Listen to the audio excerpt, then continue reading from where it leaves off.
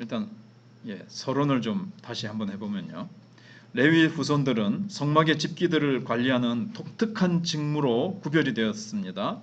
그래서 제사장의 직무에는 미치지 못하죠. 제사장들은 직접 법궤를 만지고 이걸 이제 포장하고 직접 보고 손으로 만지고 이런 아주 특별한 직무를 맡았어요.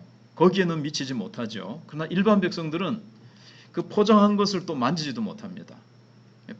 그런데 이제 일반 백성들이 할 수 없는 이 포장한 것을 메고 운반하는 일을 맡았고 이것을 조립하고 해체하는 일. 그래서 성막 안에서 아주 일반 백성들이 접근할 수 없는 특별하게 구별된 일을 한다는 겁니다. 그런데 우리는 이제 신약 시대는 좀 다르다는 걸 이제 나중에 좀 설명을 드리겠습니다만은 우리는 이제 직분을 넘어서 그래서 구약 시대 때 같으면은 잘못 이제 이해하면 지난주에 뭐를 말씀을 드렸냐면은 그 직분이 그 사람의 높고 낮은 것, 귀하고 천한 것을 구별하거나 차등을 만들지 않는다 그랬습니다. 게르선 자손이 하는 일, 또 고핫 자손이 하는 일, 무라리 자손이 하는 일 다 이제 달라요. 고핫 자손이 하는 일이 제일 성막 중에서도 가장 좀 중요하고 귀중한 그런 것을 이제 만지고 좀 다뤘습니다. 이렇게 메고 다니고 합니다.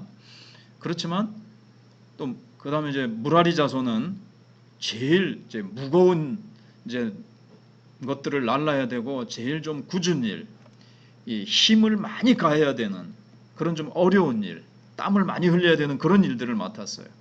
그렇다고 해서 그게 천한 일이라거나 무라리 자손은 좀 되게 고핫 자손보다 열등하다거나 그걸 의미하지 않는다 그랬죠. 다 하나님 앞에서 똑같은 거죠. 그래서 신약 시대 때는 이제 더 그렇습니다. 그것도 우리가 예를 들어서 말씀을 드렸습니다. 평신도보다 뭐 집사가 더 높고 집사보다 권사나 장립 집사나 장로가 더 높고 장로보다 목사가 더 높고 그렇지 않다 그랬습니다. 이 직분을 넘어서 다 하나님의 나라 봉사라는 사명으로 우리는 다 부름을 받았고 각자 하는 기능이 다르고 하는 역할이 다른 것이지 그것을 따라서 하나님이 이렇게 딱딱 구별하신 것이지 너는 중요한 인물이고 더 고귀하고 높은 사람이니까 너는 이 중요한 일을 하고 네가 하는 일은 천한 일이고 뭐 육체적인 일이고 누구나 쉽게 할 수 있는 일이니까 너는 열등하다라는 것이 아니라고 말씀을 드렸습니다. 그래서 이렇게 종이 위에다가 원을 그린다고 생각을 해보세요. 가운데 중심원이 있고 그 바깥에 또 원을 하나 더 그립니다. 또 하나의 원을 또 이렇게 그립니다. 동심원을 여러 개 그리는 거예요. 근데 종이로 보면 이게 높낮이가 없죠. 그래서 가운데 목사가 있다고 해봅시다. 그 다음에 원이 이제 장로가 하는 일, 그 다음에 원이 뭐 집사가 하는 일. 그런데 이게 종이니까 평평하잖아요. 이게 높낮이가 없는 거예요. 그러니까 중심에 있으니까 뭐 더 귀중한 사람이냐? 그건 아니고요. 하나님이 거기서 하는 일이 있고 그냥 원은 그냥 그렇게 하는 자기가 하는 일의 영역, 분야가 다르다 이제 이 표시죠. 중심에 있다고 해서 또 중요한 그건 아니고 또 중심적인 일을 한다 하더라도 중심적인 일을 한다고 그 사람이 더 높고 하나님 앞에서 더 가치 있고 하나님이 뭐 더 예뻐하시고 더 귀히 여기시고 그런 건 아니에요. 다 똑같은 하나님의 자녀라는 것을 그러니까 분명히 알아야 돼요. 그렇지 않으니까 뭐 막 장로, 권사 막 이거 안 되면 막 시험에 든다거나 그걸 수단과 방법을 가르치지 않고 막 이상하게 막 한때 지금은 서로 안 하려고 그래가지고 교회에서 이제 뽑기도 어려워졌는데 뭐 누구 뽑는다 이러면 막 가서 사탕이라도 돌리고 여름 되면 막 수박 사고 막 이래가지고 선거운동 하듯이 이런 게 이제 세상 어떤 사고방식이라든가 인간의 사고방식이 들어온 거예요. 직분에 교회 직분에. 근데 우리는 개혁한다 그러잖아요. 개혁된 교회는 날마다 개혁되어야 한다 하는 것처럼 우리 속에 인간적인 사고방식, 세상적인 사고방식이 들어오려고 하는 것을 날마다 물리치고 성경 말씀에 입각한 사고방식을 가져야 된다는 것을 우리가 좀 기억할 필요가 있습니다. 자, 그러면서 모세와 아론은 하나님의 명령을 따라서 생각해 본 거지만 30세부터 50세까지 레위인 남자들을 계수했습니다. 그리고 다른 봉사와 비교할 때 성막 봉사는 레위인만 감당을 하도록 했다고 이제 우리가 생각한 부분입니다. 그래서 성소와 가까울수록 더 거룩함과 정결함을 요구했어요. 더 거룩하게 씻음 받은 자만이 감당할 수 있었고, 그래서 나중에 제사장들 보면 나중에 이제 아론이라든가 이 제사장들을 보면 그 지금으로 하면 그 뭐 안수식 또는 장로 취임식 할 때 그런 걸로 보면 더 막 피를 갖다가 뭐 귀에도 바르고 엄지 손가락에도 바르고 엄지 발가락에도 바르고 더 정결하게 하도록 이제 했습니다.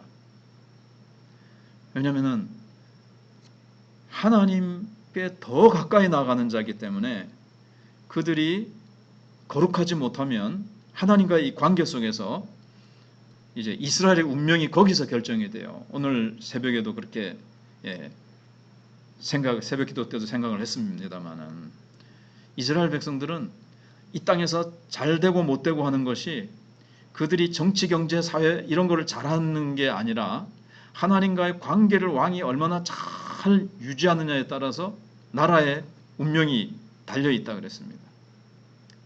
오늘날 택하신 족속 왕 같은 제사장, 택하신 레위인이 누구겠습니까? 바로 우리 하나님의 자녀들입니다. 우리 교회의 구성원인 우리 성도들입니다. 우리가 하나님과의 관계가 어떻게 되어 있느냐, 우리가 예배를 통해서 하나님과 어떤 관계를 잘 유지하느냐에 따라서 이 나라의 흥망성쇠가 좌우된다는 것을 또 이렇게 보여주고 있는 거죠. 그래서 유럽이 교회가 뜨겁고 성령이 불타는 교회가 됐을 때는 하나님께서 그 후로 정치, 경제, 사회, 문화, 모든 언론, 군사력, 모든 것에 하나님이 복을 주시지만 그들의 신앙이 약해지고 하나님 주신 복에 폭 빠져가지고 하나님과 멀어지니까 또 정치, 경제, 사회, 문화 모든 것들이 싹 풍선에서 바람 빠지듯이 축복이 또 빠져나가는 것들을 이렇게 보게 됩니다. 이건 개인적으로도 마찬가지입니다. 자, 그래서 선택된 제사장 외에 성물을 만지거나 보거나 하는 자는 죽임을 당했습니다. 우리 하나님을 볼 수 없는 그런 이치를 말씀을 드렸습니다. 그래서 영적으로, 신체적으로, 정서적으로 지금 감당할 수 있는 나이가 그래도 30은 돼야 된다. 이제 좀 성숙된 나이죠. 그때만 이제 기회가 주어졌다는 것을 생각을 해볼 필요가 있습니다. 그래서 나이 30세, 그다음에 50세 이상 되면, 지금은 50세 돼도 뭐 쉽게 팔팔하죠. 근데 옛날에는 뭐 어땠는지 모르지만 의학이나 여러 가지 상황들이 지금보다 조금 부족하다고 보고, 아니면 감당할 사람이 지금 많다고 보고, 한 50세쯤 됐으면 이제 쉬십시오. 그렇게 이제 된 거죠. 그래서 오늘 우리 그리스도인들은 영적 레위인입니다. 우리가 이제 다 목사로, 장로로, 뭐 집사로도 부름을 받고 그런 직분을 떠나서도 내가 받은 은사를 가지고 교회에 어떤 일을 하도록 부름을 받았는데, 그건 이제 사명을 위한 것입니다. 그런데 이 사명에 순종하지 않는 것은 하나님의 자녀나 백성이 됐다는 것을 정말 이렇게 감사함으로 인정하지 않는다고 보는 거예요. 그 귀한 직분 맡겨주시고 그 사명 주셨는데 뭐 다른 데 바빠가지고 정말 못하느냐, 정말 너무너무 바빠서 못하느냐. 그런데 그 사명에 좌우간 바쁘거나 그런 거 떠나서 그냥 게을러서 뭐 하나님 나라를 더 먼저 구하지 않고 순종할 마음이 없어서 세상이 더 좋고 세상 것이 더 사랑스러워서 드라마 보고 은혜 받을 시간은 있어도 성경 보면서 은혜 볼 시간은 없고, 아이고 드라마 오늘 어떻게 되는지 뭐 아주 중요한 순간이다. 주인공 미자가 오늘 누구하고 어떻게 되느냐, 야 오늘 마지막 회다, 이런 거에 이제 정신 팔려가지고 성경은 어디 갔는지 잘 보지도 않고, 그렇게 되면 사명에 순종하지 않는 거죠. 하나님 내가 자녀된 것, 내가 하나님 백성된 것에 그 하나님의 불러주신 그 고귀한 하나님의 부르심과 그 사랑의 부르심에 내가 정말 내가 사랑으로 응답하고 기쁨으로 감격함으로 응답해야 되는데, 그게 이제 부족하면 안 되겠죠. 두렵고 떨림으로, 그리고 기쁨과 즐거움으로 막 이 사명을 감당해야 되겠습니다. 아멘. 네. 그러면서 이 사명은요, 또 맡겨주신 직분은, 은사를 따라주는 것은 중요하면서도 또 위험합니다. 그래서 고핫 자손은 가장 중요한 것이라 그랬죠. 게르선 자손이 제일 장자지만 성막 일을 할 때는 둘째인 고핫 자손이 가장 중요한 일을 맡았다 그랬어요. 그래서 근데 가장 중요한 일은 또 어떻습니까? 가장 위험이 따라요. 잘못했다가는, 이게 어떤 예를 들었냐면은 원자력 발전소에 이게 이제 잘못 다루면 이게 재앙이잖아요. 일본에 지금 그 오염수 방류가 왜 그렇습니까? 이게 이제 원자핵 발전소에서 뭐가 문제가 생겨서 이게 이제 오염수가 그렇게 생겨가지고 이게 이제 사람들에게 큰 피해를 입힘에도 불구하고 자기들이 이제 막 방류하겠다는 거잖아요. 그래서 전에 러시아에서 구소련 체르노빌 그 원자력 발전소에서 일어난 그 재앙, 얼마나 많은 사람들이, 거기 이제 그 당시 소장이 잠깐 한번 그 정전됐을 때 한번 실험을 해보자. 이게 잠깐 에너지가 공급 안 될 때 어떻게 되는가 하고 잠깐 실험을 해봤는데, 그냥 그 소장이 판단을 잘못 내려가지고, 그게 얼마나 위험한 일인데, 그 잠깐 실험해본 게 실패해가지고 그 방사능 유출이 돼가지고 얼마나 많은 사람이 고생을 하고 피해를 입었습니까? 그것처럼 하나님을 모시고 가는 거야. 이스라엘 백성들은 하나님을 모시고 가는데, 원자핵이 터지고 거기에서 방사능이 유출되는 것보다도 더 비교할 수 없는 그 크신 하나님, 그 전능하시고 거룩하신 하나님, 조금도 어둠이 없으신 빛 대신 하나님을 딱 모시고 가는데, 그 연약하고 죄악 많은 인간이 그 하나님을 모시고 가는 거예요 지금. 그래서 그 거룩을 잘못 침범하면 지금 이제 큰 방사능이 유출되는 게 아니라 하나님의 그 진노와 하나님의 그 거룩성이 훼손되면 어마어마한 일이 벌어지는 거죠. 그래서 어마어마한 지금 특권을 받은 동시에 무거운 책임도 뒤따른다는 것을, 위험이 뒤따른다는 것을 이제 생각을 해야 됩니다.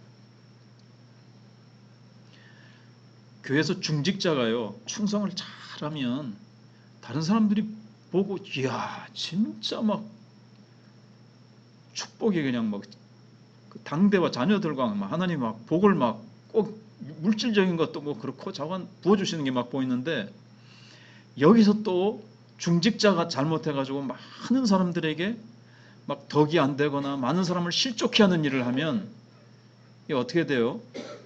복을 못 받는다 못 받았다 해서 얼마나 많은 사람들이 주님을 향한 그 믿음에 큰 아픔을 주고 장애물을 주게 되어지고, 안 좋은 영향력은요 그냥 일반 성도들이 잘못하는 것보다도 훨씬 더 크잖아요. 그러니까 늘 성경에서 많이 받은 자는 더 많이 요구할 것이라고 말씀하시고, 선생된 자가 더 큰 심판받을 줄을 알고 선생이 많이 되지 말라. 선생은 더 큰 심판을 받는다 그랬어요.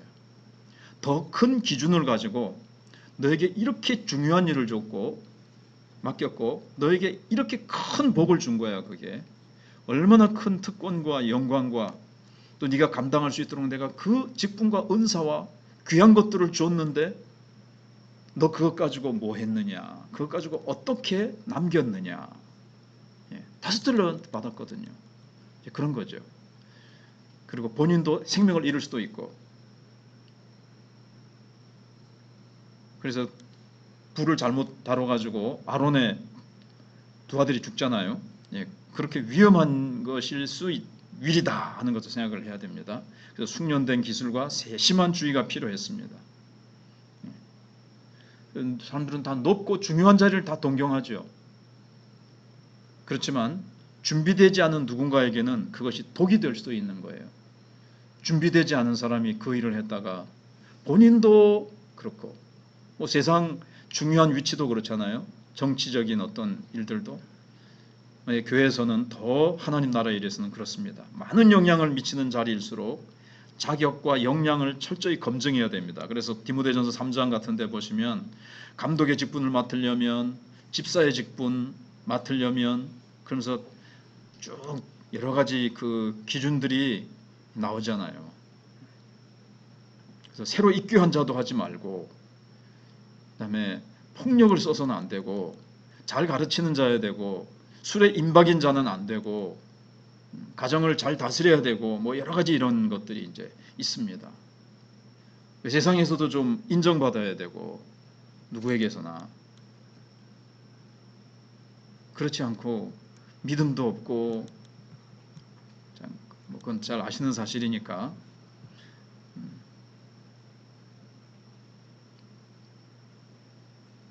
그래서 30세에서 50세고 참 하나님께서 여러 가지 것들을, 그렇지만 그러면 무서워서 그 함부로 맡아가지고는 안 되겠네. 그러면서 그 자리를 막 계속 무섭다고, 아이고 나 같은 게 뭐 했다가 뭐 오히려 더 그러할까봐 그걸 또 마다하면 그것도 믿음이 아니죠. 하나님이 부르시고, 모세를 하나님이 자꾸 부르시는데 모세가 계속 거부하잖아요. 핑계대고, 보낼 만한 자를 보내서서 나는 입술이 둔하고 말하는 게 어눌하고 어쩌고 저쩌고 막 그러는데, 하나님께서 보내실 때는 어련히 알아서 부르시고, 나를 지으신 이가 하나님, 나를 부르신 이가 하나님, 나를 보내신 이도 하나님, 나의 나 된 것은 다 하나님 은혜라. 다 불러주신 게 은혜입니다. 뭐가 있어서가 아니라 사실은. 누가 입을 지었느냐, 누가 귀머거리 되게 하고 벙어리 되고 하고 말 잘하는 자가 되게 하는 자가 다 누구냐? 내가 필요하면 말 잘할 수도 있게 할 것이고, 내가 필요하면 물질도 줄 것이고, 내가 필요하면 너에게 무엇이 있어야 되는 걸 내가 왜 모르겠느냐? 불러놓기만 하고 내가 그런 거 안 줘가지고 네 골탕 먹이려고 내가 그렇게 못된 악감정을 가지고 불러놓고는 필요한 거 안 줘가지고 아이고 저 고생하는 거 보니까 참 재밌다, 뭐 그런 하나님이 아니시잖아요. 다 하시고 부르시고 예비하시고 채우시는 하나님이신데, 그래서 모세가 끝까지 안 가겠다 그러니까 하나님이 막 노를 바라사, 그래서 하나님이 그래서 네 형 아론이 있지 아니하냐, 나중에는 결국 아론까지 붙여주시면서까지 하나님께서 이제 보내십니다. 그러면서 이제 이 일은 결국 힘들지만 영광스러운 거예요. 참 조심조심 다뤄야 되고 주님을 섬기는 일이기 때문에 참 거룩함과 두렵고 떨림으로 해야 되지만, 또 이 땅에 사는 동안 주님이 말씀하신 것처럼 나를 따라가는 자기를 부인하고 날마다 자기 십자가를 지고 주님을 따라가야 되는 십자가의 길입니다. 소풍 가는 거 아니고요.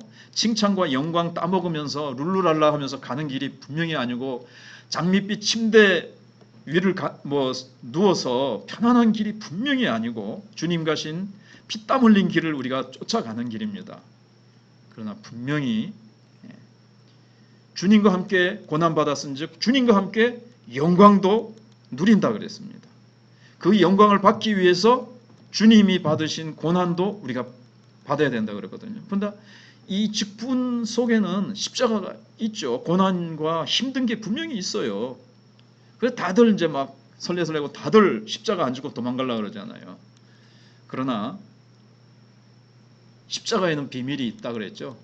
오카노 목사님 말씀대 한 게 몇 번 말씀드렸는데, 내가 십자가를 지고 가면 십자가가 나를 지고 간다는 거예요. 그 십자가가 힘들지만 그 십자가 안에 감추어진 그 신비로운 평안과 기쁨과 능력, 그 안에 있는, 그리고 십자가 후에 영광이 있지, 십자가는 없이 영광만 있다? 그렇지 않잖아요.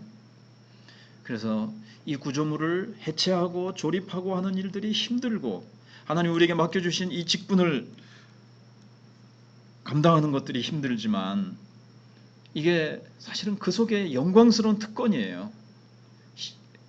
요한복음 12장에 예수님께서 하늘에 죽는 미라를 말씀하시면서 이제 곧 십자가가 눈앞에 있는데 인자가 영광을 받을 때가 왔도다. 예수님은 이미 그 십자가 자체도 영광이라고 말씀을 하셨어요. 십자가에 자신이 들림받는 것도 얼마나 고통스러운 일입니까? 그러나 예수님은 그것을 영광이라고 말씀하시거든요.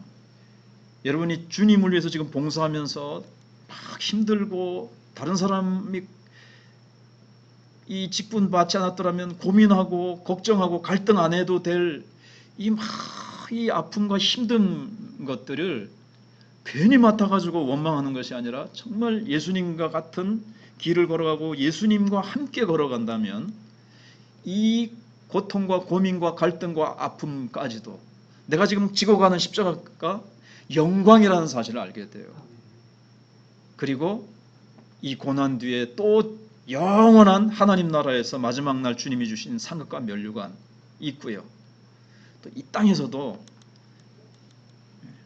뭐 어떤 학생회 교회에서 이렇게 뭐 연극을 하는데 십자가들이 막 있더래요. 뭐 조그마한 뭐 목걸이 같은 십자가, 귀걸이 하는 십자가, 손바닥만한 십자가도 있고 막 각계각층의 이제 크기의 십자가가 있는데 다들 조그만 거 손에 쥐고 가거나 포켓에 넣을 수 있는 십자가를 다 쥐고 갔는데 아무도 이 큰 십자가, 무거운 십자가는 안 지고 가려고 그런다잖아요. 근데 그 크고 무거운 십자가를 질 때 주어지는 그거를 진 자가 정말 누리는 그 주님 안에서의 그 영광의 임재, 성령의 능력, 성령의 은총과 말할 수 없는 그런 것들이 그 십자가 안에 감춰져 있는 거죠. 포켓 안에 넣는 십자가는 어떨까요? 거기에 무슨 하나님의 영광과 임재와 하나님의 우리가 형언할 수 없는 그 하늘의 놀라운 하나님이 순간순간 함께 하시고 복 주시고 채워주시고 홍해가 갈라지고 하늘에서 만나가 내리는 반석에서 물이 터지는 그런 역사는 이제 못 보는 거죠.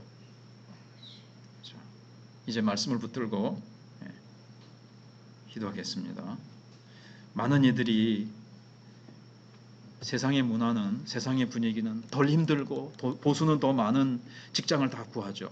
근데 교회조차도 편하고 좀 돈 많은 사람들, 편하고 그런 직장을 가진 사람들이 더 우대받는 그런 문화도 이제 없어져야 되겠고, 아무튼 교회 안에서 우리가 정말 하나님 앞에서 우리가 맡은 직분과 하나님이 우리를 어디로 부르셨는지, 나는 충성하고 있는지, 우리가 힘들고 어려운 것들은 왜 피하고 있는지, 내 마음은 얼마나 주님 앞에서 십자가를 질 수 있나 주께서 물어보실 때 내가 뭐라고 처음에 대답했었습니까?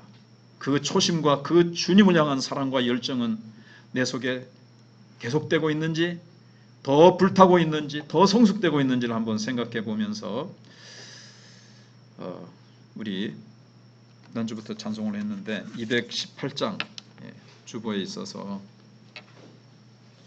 218장 찬송 한 장 하고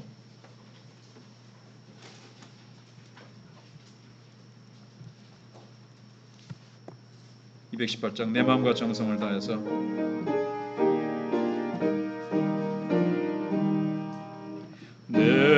마음과 정성을 다하여서 주 너의 하나님을 사랑하라.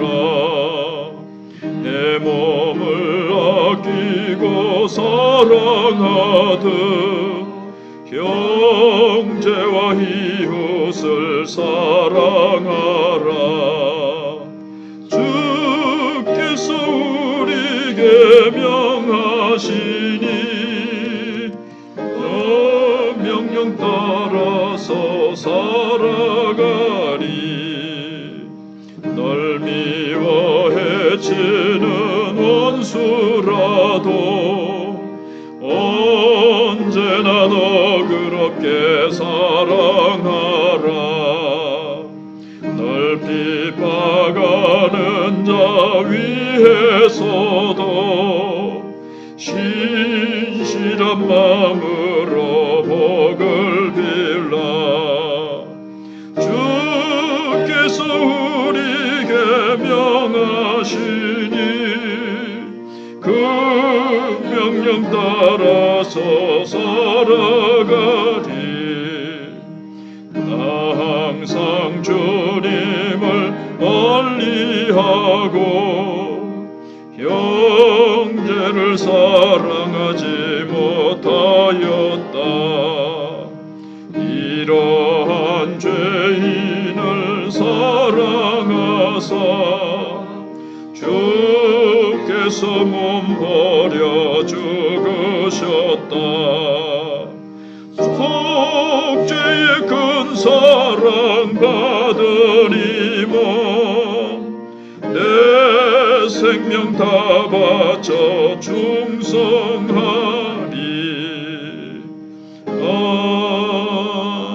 아멘. 들으시고 않으시는 대로 지금 서울에 있는 신학교나 우리 고신대나 고려신학교나 지금 헌신하려고 하는 신학생들이 사라져가서 인원 미달이 되고 앞으로 교회마다 일꾼이 없고 목사가 없어서 아우성 칠 때가 그리 많이 남지 않았습니다. 현대 교인들이 지금 마지막 생명 다 바쳐 충성하리, 이런 사람들이 사라져가고 포켓에 넣는 십자가만 지고 편하게 믿으려고 하는 이 시대에 정말 우리가 어떻게 기도해야 될지 기도의 제목을 가지고 간절히 기도하시다가 돌아가시도록 하겠습니다. 주여 세 번 부르고 우리